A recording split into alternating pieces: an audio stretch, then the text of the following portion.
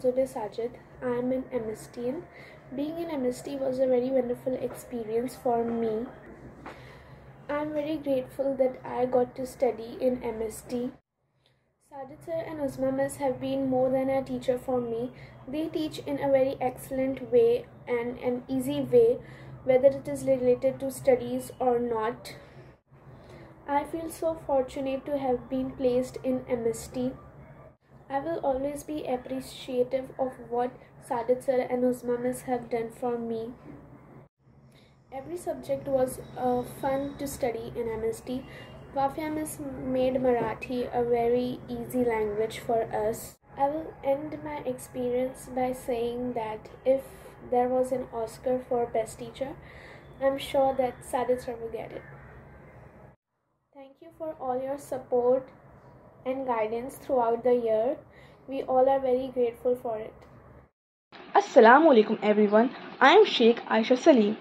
I was a part of MST for the batch 2021-2022. For me, being a part of MST was a wonderful experience. First of all, I would like to express my gratitude towards all the teachers of MST, that is, Sajid sir, Uzma miss, Wafia miss and Shafia miss. Uzma miss taught us maths. She explains things from the basics that help us to learn things easily. Wafia miss taught us Hindi and Marathi. She helped us to overcome the phobia of Marathi. Shafia miss taught us English. She explains each topic in a very simple and subtle manner. Sajid sir is our science teacher. Sajid sir is a wonderful science teacher. There is no match to him. He explains things in a very deep manner. He helped us in every possible way he can. A month before our SSC exams, he started sending us papers. This paper solving helped us in our time management and made us aware of which type of question can be asked in both. At last, I would like to conclude by saying that I am very grateful to all the teachers of MST for their constant motivation, guidance and support. Thank you. Assalamu alaikum everyone. I myself Sheikh Humaira Tahir Hussain. Firstly, I would like to express my gratitude towards MST for teaching and making my 10th standard remarkable. I have joined MST for science and Sajid sir teaches science and explains each and every concept in detail. If you are attending his lecture, you are going to definitely laugh and enjoy. I would like to share one of my experience that once due to some reason I was not able to attend the class, so specially for me he made a video. From this we come to know how much he is concerned about each and every student. I would definitely recommend everyone to join MST for 10th standard if you want to make your 10th standard amazing and wonderful, and of course if you want to score good grades. Lastly, I would like to conclude by saying a good education system can change anything, but a good teacher can change everything. Thank you.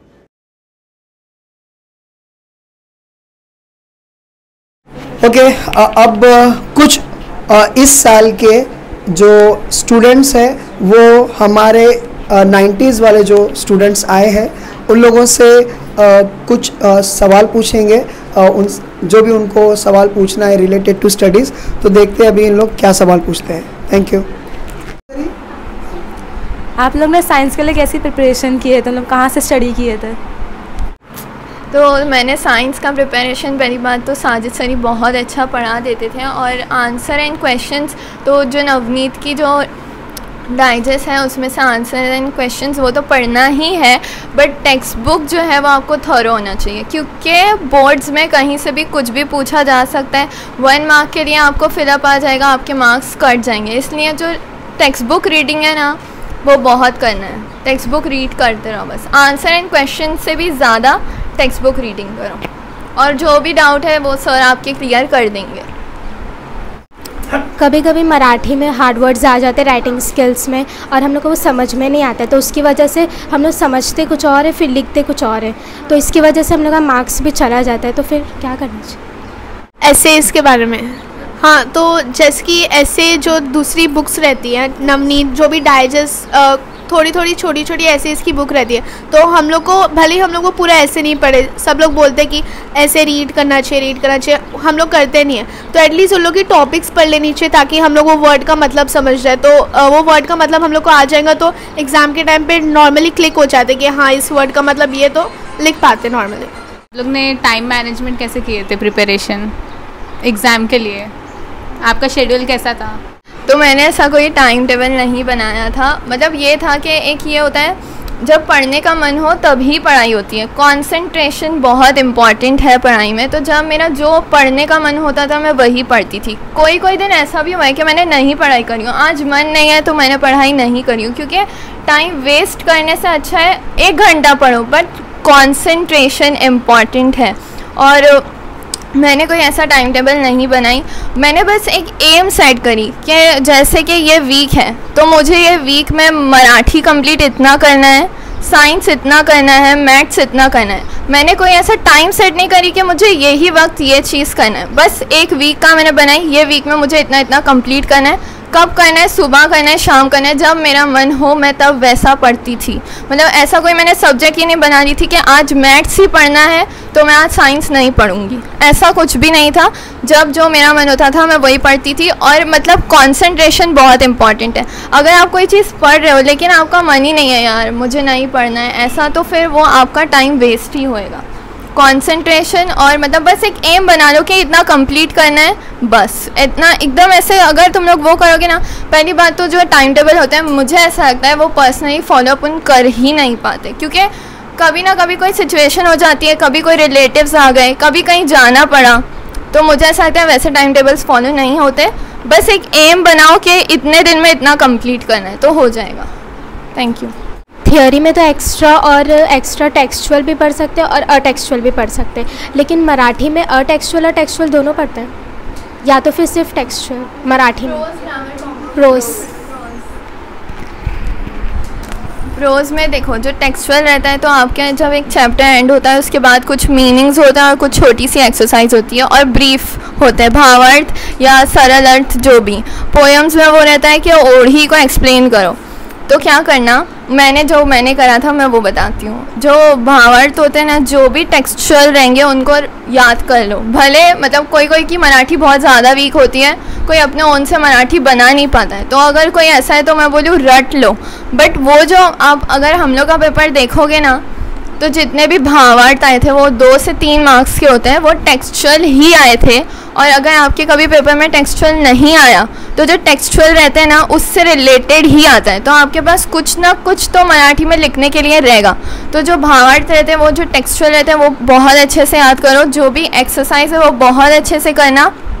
और जो chapters हैं ना उनमें जो भी जैसे जो मराठी के वर्ड्स बहुत सारे जो अपने को नहीं पता है तो उनके मीनिंग्स इंग्लिश में लिख के रखो, ताकि जब तुम रीड करो ना तो तुम्हारी जो एक वोकैबुलरी में ना वो वर्ड ऐड हो जाए। तो जब तुम ऐसे लेटर ये सब चीज़ में वो बहुत हेल्प करेगा। मेरे लिए तो हेल्प किया, तो मैं आप लोगों को भी वही सजेस्ट करूँगी। Thank you. मराठी कॉम्पो में ना बहुत सारे लोगों को बहुत टेंशन होती है, मुझे भी टेंशन था कि कॉम्पो में इतना बड़ा 1.5 पेज 2 पेज की रिक्वायरमेंट रहती है। तो मतलब मैंने ये पर्सनली एक्सपीरियंस करा कि लोग ज़्यादातर ना, पहली बात तो जो निबंध रहता है उसमें 3 ऑप्शन रहते हैं, वो एक आत्मकथा होती है और दूसरे और 2 टाइप के निबंध होते हैं। तो पर्सनली मैं ये प्रेफर करूँगी कि आत्मकथा लिखना वो ज़्यादा इजी रहती है, क्योंकि उसमें अपन अपना ओन इमेजिनेशन डाल सकते हैं, अपना ओन लिख सकते हैं। और आत्मकथा में भी ना नदी, झाड़, जो भी नेचर से रिलेटेड है ना वो ज़्यादा, जो कॉमन टॉपिक्स है ना वो एकदम याद करके जाना, क्योंकि उससे रिलेटेड बहुत सारी चीज़ों में आपको हेल्प करेगा। क्योंकि पर्सनल रिस्पॉन्स में भी आप कुछ ऐसे डाल सकते हो, या फिर भारत पे कुछ याद कर लेना, ट्रीज़ पे कुछ याद कर लेना, वाटर पे कुछ, और मदर पे, टीचर पे, ये सारे कॉमन टॉपिक्स है उस पर याद करके जाना तो बहुत हेल्प करेगा। Thank you. और हाँ, ग्रामर में एक और टॉपिक होती है वाक्य प्रचार। वाक्य प्रचार में आपको वो रहता है, फ्रेज़ रहता है, उसका मीनिंग लिखना रहता है और सेंटेंस रहता है। वाफिया में आपको सब बताएगी। तो उसके लिए मैंने क्या करी थी, जो भी टेक्स्ट बुक में जो मीनिंग्स के साथ वो वाक्य प्रचार भी होता है, तो उन पे आप लोग पहले ही सेंटेंस बना के ना वो पूरा साल याद करो, क्योंकि उसमें से ही आता है और वो आता है 4 मार्क्स का है। बहुत से बच्चे मीनिंग्स लिख देते हैं या कभी सेंटेंस लिख देते हैं, तो 1-1 मार्क्स उसमें कट जाता है। तो अगर आप लोगों को ये अपने 4 मार्क्स सेव करना है ना, तो जो टेक्स्ट बुक चैप्टर एंड हुआ फिर मीनिंग्स रहता है और उसमें वाक्य प्रचार भी रहता है, तो उसको अच्छे से लर्न करके जाना मराठी ग्रामर के लिए। मैंने ये किया था। डाइजेस्ट में एक्स्ट्रा भी रहते हैं, लेकिन जो टेक्स्ट बुक के रहते हैं ना शायद मतलब वो बोर्ड वाले ज़्यादा वही प्रेफर करते हैं। हिस्ट्री और जोग्राफी में सिर्फ टेक्सुअल आंसर द फॉलोइंग पढ़ा था कि वो 21 सेट्स आते हैं ना, वो सब का कुछ। हिस्ट्री जोग्राफी में ज़्यादातर टेक्सचुअल ही आता है, जो आंसर्स रहते हैं ना वो ज़्यादातर टेक्सचुअल ही पूछते हैं। और अगर कोई आउट ऑफ द बॉक्स आ भी गया तो ऑप्शन रहता है एनी 1, एनी 2, एनी 3, तो उसमें अपन उसको छोड़ सकते हैं। और लेकिन वो जो रहते हैं ना, क्या वो ऑब्जेक्टिव्स के लिए टेक्स्ट बुक रीड करना, क्योंकि ऑब्जेक्टिव्स 1 मार्क के होते हैं, लेकिन अगर आपका आंसर रॉन्ग गया तो सीधा आपके मार्क्स कट जाते हैं। तो वही हर सब्जेक्ट के लिए टेक्स्ट बुक रीडिंग मस्ट है, बट हिस्ट्री जोग्राफी के लिए ना आंसर द फॉलोइंग टेक्सचुअल ही आते हैं, लेकिन ऑब्जेक्टिव्स टेक्स्ट बुक में से आ सकते हैं ऐसा। जो हिस्ट्री और ज्योग्राफी का जो रहता है, हम लोग के टाइम पे हम लोग को नहीं पता था कि क्या आता है, मतलब टेक्सचुअल आता है या टेक्सचुअल के बाहर आता है। तो उसके लिए क्या ज़्यादा इंपॉर्टेंट रहता है कि जो पुराने ईयर्स के पेपर रहते हैं ना, बोर्ड्स के पेपर, तो उससे मैंने किया था पर्सनली कि जो 2018 और 2019 का था, उसमें मैंने देखा था कि उन लोग को टेक्सचुअल ही आ रहा है या उसके बाहर भी आ रहा है। तो मुझे 2018 के पेपर में मिला था right a short note civics में वाटर रिवोल्यूशन के बारे में। तो मुझे तो वो टॉपिक पता भी नहीं थी, मतलब स्कूल में टीचर्स का एक्सप्लेनेशन इतना याद नहीं था मुझे। तो मैंने वो टॉपिक देखी टेक्स्ट बुक में, मैंने वो रीड की और हम लोग को वो टॉपिक बोर्ड्स में आई थी, तो मैंने उस पर थोड़ा कुछ लिख पाया। तो दूसरे क्वेश्चन पेपर्स देखते ना, तो हम लोग को आइडिया हो जाता है कि कौन सी चीज़ वो लोग ज़्यादा बार पूछते, कौन से टॉपिक पे उन लोग का कॉन्सेंट्रेशन रहता है, तो हेल्प करता था। हाँ, साइंस में वही ऑब्जेक्टिव्स में आउट ऑफ द टेक्सचुअल पूछ सकता है। ऑब्जेक्टिव्स में आंसर द फॉलोइंग में कैसा रहता है, कभी कभी जैसे अगर 5 मार्क का है ना, तो 5 आंसर इन 1 सेंटेंस भी हो सकते हैं। हम लोग के पेपर आप जब रेफ़र करोगे ना तब आपको पता चलेगा, इसलिए ना टेक्सचुअल रीडिंग मस्ट है। वैसे सर आपको बताएंगे कौन सा पैरा इंपॉर्टेंट है, वो सब रीड करके जाना। रसग्रहण हर उसका करके जाना। अगर एक पोएम छोड़ दोगे, शायद 7 से 8 पोएम है, तो अगर फॉर एग्जांपल मैं दे रही हूँ, अगर 7 पोएम है तो अगर 6 भी करोगे तो लेकिन फिर आपके पास ऑप्शन नहीं रहेगा। अगर 7 पूरी पोएम्स करोगे तो आपके पास ऑप्शन रहेगा, तो लेकिन सरल वो क्या रसग्रहण बहुत अच्छे से करना, क्योंकि उसके मार्क्स ज़्यादा होते हैं। 8 मार्क का होता है वो, 8 मार्क्स। इंग्लिश में भी एप्रिसिएशन सारे पढ़ना, हाँ डाइजेस्ट से पढ़ना। हाँ थोड़ा बहुत अपना भी ऑन डालना, पूरा वो बहुत बड़े होते हैं, उतना बड़ा लिखने की ज़रूरत नहीं है। 5 मार्क्स का रहता है। हाँ, पर्सनल रिस्पॉन्स टेक्स्ट बुक के तो आते नहीं, पर्सनल रिस्पॉन्स बाहर के ही आते, तो इंग्लिश में नहीं आएंगे, टेक्स्ट बुक के मराठी में आएंगे। और इंग्लिश का एप्रिसिएशन वैसे भी बहुत छोटा से ही रहता है, क्योंकि वो 5 मार्क का रहता है, वो बहुत इजी भी रहता है, तो सारे ही पढ़ना है। पोएट का नाम, राइम स्कीम और सेंट्रल आइडिया। हाँ 5 पॉइंट्स रहते हैं ना, वो पैराग्राफ के हिसाब से लिखना रहता है। 3 पैराग्राफ में कंक्लूड करना रहता है। पहले में पोएट और पोएम का नाम, राइम स्कीम, हाँ figure of speech, favourite lines नहीं रहती है। फिगर ऑफ स्पीच में आपको लाइन डालना पड़ेगा, वो लाइन पोएम की डालना पड़ेगा, फिर एग्जाम्पल, पर्सोनिफिकेशन, ऐसा ऐसा करके एग्जाम्पल देना रहता है फिगर ऑफ स्पीच में। ऐसा आप लोग का बेस्ट ऑफ 5 क्या था? मराठी को छोड़ मेरा भी मराठी है। मुझे मराठी में कितने आए, 80 शायद 85 आए थे, और बाकी सब में 90 आए थे, मतलब 90 प्लस आए थे या 90 आए थे, तो मराठी मेरा हट गया। ज्योग्राफी के ब्रीफ कैसे याद होते हैं? नहीं याद होते ना, तो बार बार याद करो, रीड करते रहो, और कोई चारा नहीं।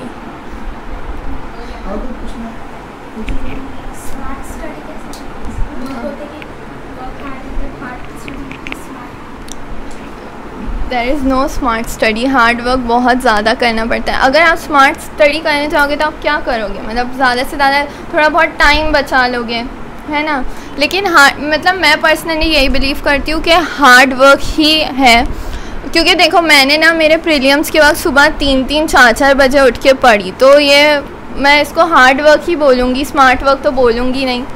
तो इसलिए मतलब हार्ड वर्क भी कैसा, आपको पूरा डेडिकेटेड रहना है, पूरा और हाँ कॉन्फिडेंस अपना लूज़ नहीं करना, हमेशा कॉन्फिडेंट रहना कि मैं ये कर सकती हूँ। इम्पॉसिबल कुछ भी नहीं है। मेरे लिए मराठी के आंसर याद करना बहुत ज़्यादा डिफ़िकल्ट था। जो मैंने आप लोगों को बोली ना, टेक्स्ट बैक के जो आंसर्स होते हैं वो याद करना है, मेरे लिए बहुत डिफ़िकल्ट था, मुझे 2-2 दिन भी जाते थे। मैं क्या करती थी मराठी के लिए, फर्स्ट डे लर्न करी, सेकंड डे भी रिवाइज़ करी, थर्ड डे भी रिवाइज़ करी, तो वो एक दिमाग में आपके बैठ जाता है ऐसा। तो बस रिवीजन बहुत इंपॉर्टेंट है, रिवाइज़ करते रहो। एक चैप्टर हो गया, सर दूसरे चैप्टर जब तक एक्सप्लेन कर रहे हैं तब तक आप फर्स्ट चैप्टर घर पे जाके पढ़ते रहो। तो इससे आपको ना मतलब आप पूरा लाइन वाइज जाओगे, आप कोई भी चीज़ मिस नहीं करोगे ऐसा। वैसे सर पूछते रहते हैं पुराने चैप्टर्स का भी जब नया चैप्टर स्टार्ट करते हैं तो। Thank you. हार्ड वर्क, जैसे उसने बोली हार्ड वर्क ही ज़रूरी है, स्मार्ट वर्क नहीं, और हार्ड वर्क के साथ डेडिकेशन भी ज़रूरी है। अभी सबका गोल रहता है, सबको 80+ ही लाना रहता है, किसी को 70 के अंदर नहीं देखना रहता है अपना परसेंटेज, बट 80+ लाना भी बहुत डिफ़िकल्ट रहता है। उसके लिए मतलब इंसान को उतना पढ़ना भी पड़ेगा डेली, जो बहुत सारी छुट्टी कर लेते हैं। लोगों को ऐसा लगता है कि 80 लाना बहुत इजी रहता है, बट 80 लाने वाले इंसान को भी ना 90 तक का टारगेट रखना पड़ता है, तब जाके उसको 80 आता है। जो 90s में आता है उन लोग का टारगेट और ऊपर रहता है। टारगेट हम 80 आने का सोचेंगे तो 80 जो टारगेट रहता है वो एग्जैक्ट नंबर आता नहीं है, उससे हमेशा कम ही आता है। तो फोकस थोड़ा स्टडीज़ पे, जैसे कि बहुत सारे लोग रहते हैं जो फ़ोन यूज़ करते हैं, फ़ोन में अभी सबके पास सोशल मीडिया रहता है, तो सब लोग का ज़्यादा कंसंट्रेशन उधर रहता है। पढ़ाई से 5 मिनट का ब्रेक चाहिए और लोग वो यूज़ करने लग जाते हैं। तो मुझे ऐसा लगता है, मेरे पास अभी भी फ़ोन नहीं है, मुझे 10th के बाद भी फ़ोन नहीं मिला है, तो मुझे ऐसा लगता है कि उसको छोड़ना पड़ेगा। हम लोग का जो भी एडिक्शन रहता है, सबका कुछ ना कुछ एडिक्शन रहता है, किसी को ड्रामास देखना बहुत पसंद रहता है। तो कभी कभी जब हम लोग बहुत ज़्यादा घुस जाते हैं ना पढ़ाई में कि हाँ ये हम लोग का टारगेट है तो यही अचीव करना है, तो भले ही हम लोग की फेवरेट पिक्चर मूवी कुछ भी चल रही हो टीवी में, बट हम लोग का पूरा ब्रेन उधर पे ही रहता है कि हाँ मुझे आज ये पढ़ना था, मैं पढ़ लूँगी, कल टेस्ट है मेरा, स्कूल में ये होने वाला है, मेरी बुक ये कंप्लीट है। तो मतलब खुद से मन करता है कि यार ये मुझे पिक्चर नहीं देखनी है, कभी भी आएगी, मैं कभी भी देख लूँगी, मैं अभी जाके मुझे पढ़ाई करनी है। तो मतलब अब उसके बाद 10th के बाद आने से मेरा ये जो भी फेवरेट थिंग्स थी, मतलब पिक्चर्स देखना, कुछ भी सीरियल देखना, और ये सब मेरी बहुत कम हो गई। मुझे अभी भी, मैं घर पे अभी 10th हो गई है तो मैं घर पे भी मेरे पास बहुत टाइम रहता है, बट मेरे को ये सब करना अभी भी पसंद नहीं आता है। मैं पहले बहुत सॉन्ग सुनती थी, बट मुझे अभी वो सब भी करना पसंद नहीं है। तो बस मैं अभी अपना बस कॉलेज की खुलने का वेट कर रही हूँ कि कॉलेज खुलेंगे तो थोड़ा सा जाकर अच्छा लगेगा, और MST को तो वैसे ही सब लोग मिस कर रहे हैं। सर ने आपको लास्ट में पेपर सॉल्विंग, जैसे वो बोलते हैं ना कि प्रीवियस पेपर सॉल्व करना चाहिए, तो वो करवाए थे? सर हम लोग को जब 1 मंथ बाकी था एग्ज़ाम को, तो सर सुबह में हम लोग को बोले थे कि जल्दी उठना, अपना ज़्यादा से ज़्यादा टाइम पढ़ाई को देना। तो ऑफ़ कोर्स 1 मंथ पहले सब ज़्यादा प्रेशर में होते हैं, तो सर ने बोले कि कोई टेंशन लेने की ज़रूरत नहीं है। सर रोज़ हम लोग को सुबह में एक पेपर भेजते थे और टाइम भी बताते थे कि जैसे ये 8 बजे तक या 9 बजे तक सॉल्व हो जाना चाहिए था। तो डेफ़िनेटली वो भी हम लोग को बहुत ज़्यादा हेल्प किया, क्योंकि उसमें आपकी राइटिंग भी इम्प्रूव होती है, आप फास्ट लिखते हो, क्योंकि आपके पास एक टाइम का रहता है कि ये टाइम में मेरा हो जाना चाहिए। तो वो भी आपको बहुत हेल्प किया, और प्लस लिखो तो ज़्यादा याद होता है। सो डेफ़िनेटली MST का भी बहुत बड़ा सपोर्ट था यहाँ तक पहुँचने के लिए। Thank you.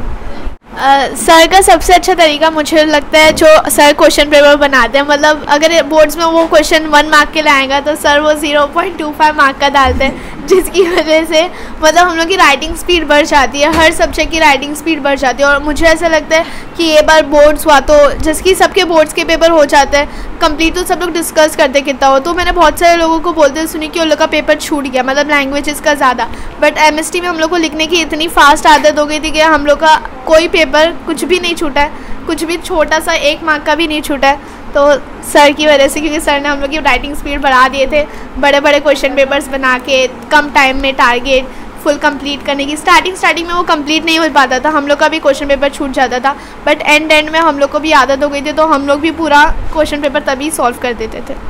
एक दिन पहले एग्ज़ाम के बहुत सारे चैप्टर्स हो जाते हैं उसकी रिवाइज़ करने के लिए, जैसे मतलब साइंस का ही ले लो, साइंस में पहले 10 चैप्टर रहते, तो एक साथ उसको कैसे रिवाइज़?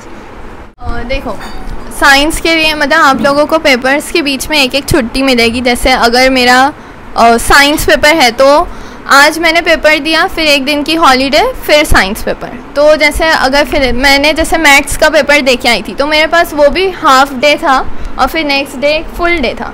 तो मैंने पर्सनली ऐसा किया था कि मैंने वो हाफ डे में 5 चैप्टर्स किए थे और 5 चैप्टर्स नहीं किए। 5 चैप्टर्स मैंने कैसे किए, पूरे जो टेक्सचुअल जो नवनीत से पूरा वो पढ़ा और टेक्स्ट बुक रीडिंग कर ली 5 चैप्टर की, ठीक है। और फिर मैं सो गई और सुबह जल्दी उठी, मैं 5-6 बजे उठ गई, फजर की नमाज़ पढ़ा, फिर उसके बाद बैठ गई मैं। फिर जो 5 चैप्टर बाकी थे वो कंप्लीट किए, तो वो मेरे कितने दोपहर तक हो गए। तो मैंने फिर जो मैंने एक दिन पहले 5 चैप्टर किए थे उसका एक क्विकली रिविज़न कर लिया।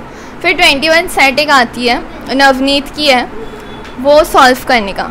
वो उसमें क्या रहता है, जो इम्पॉर्टेंट क्वेश्चंस रहते हैं ना उन लोग उसको वो निकाल लेते हैं, तो आप लोगों को ना उसको सॉल्व करना, उसमें भी ऑब्जेक्टिव ज़्यादा करना क्योंकि ऑब्जेक्टिव्स बहुत इंपॉर्टेंट है। तो 21 सेट को रेफ़र करना ज़रूर और ऐसा करना 5 चैप्टर्स एक दिन, दूसरे सुबह में दूसरे 5 चैप्टर्स और फिर रिविज़न, और टेक्स्ट बुक रीडिंग करना ही एग्ज़ाम जाने से पहले।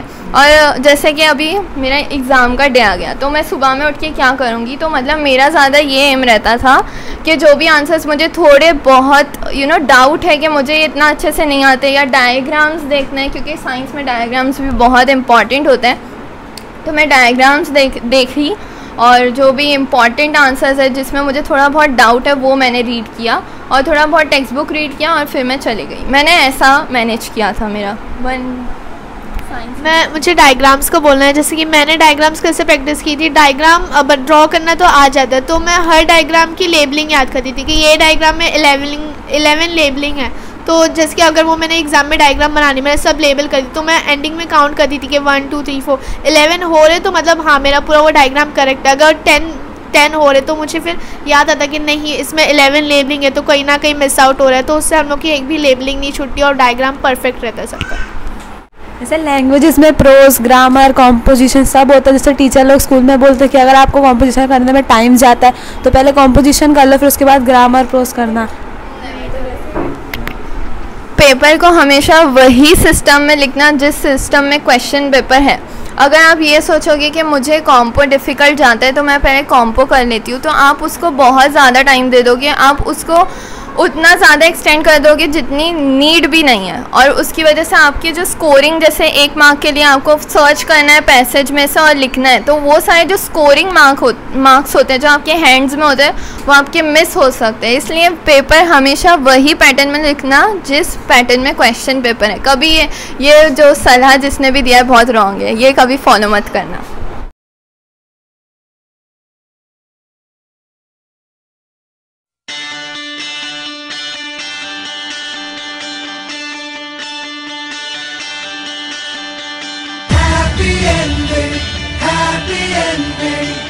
Everybody's looking for a happy ending. Happy ending, happy ending. हर कहानी की हो happy ending.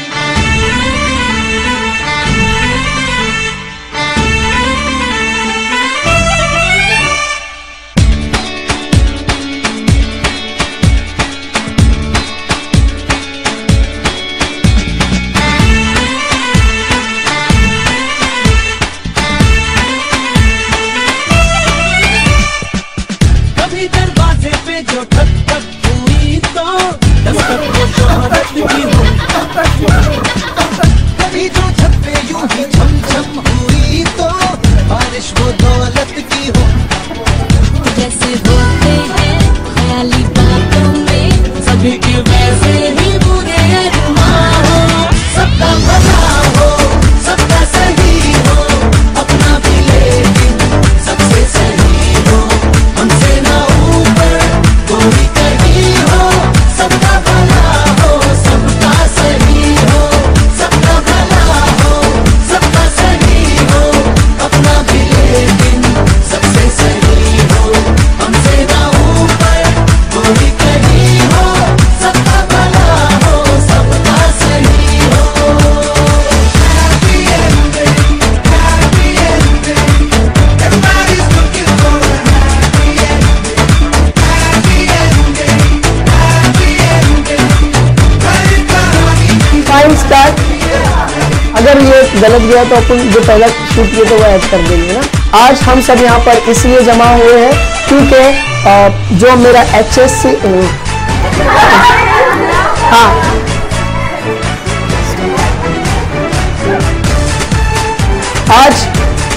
आज हम सब यहाँ इसलिए जमा हुए। द नेक्स्ट इज, इसके लिए क्लैप नहीं किया, उंगली हटा कैमरे से। हाईएस्ट आने की जो उनकी वो हाईएस्ट, और साइंस के लिए मैं हूं ना, मतलब मैं हूं जो पढ़ाता हूं। जियारत कर लो। और ये है ओरिजिनल टाइटल की घड़ी। और मैं मुशरा से गौर करूंगा कि मैं मुशरा से रिक्वेस्ट करूंगा, हाँ पलाश लो, हाँ रुक जाओ, रुको यार, हाँ रहे स्टार्ट, क्योंकि बन जाता है ना कभी कभी। ओके स्टार्ट, ठीक है। वो मैं खाली तुम लोग का सरनेम और आपका नाम लेता हूँ। अरे दो गफला आएगा, एक मिनट, एक और आ गया मेरे बड़े भाई। हाँ भैया ये आ जाओ, ये आ जाओ। तो इन लोग भी इंशाल्लाह अच्छा करेंगे, होप सो करेंगे ना। फाइन, अभिषेक ऐसा है। ओके, ये चल के आ गई ना। ओके फाइन, हाँ क्लियर। अरे है ना घड़ी, मुशरा नहीं है, मैं देता हूँ। मैं start with the prize distribution ceremony.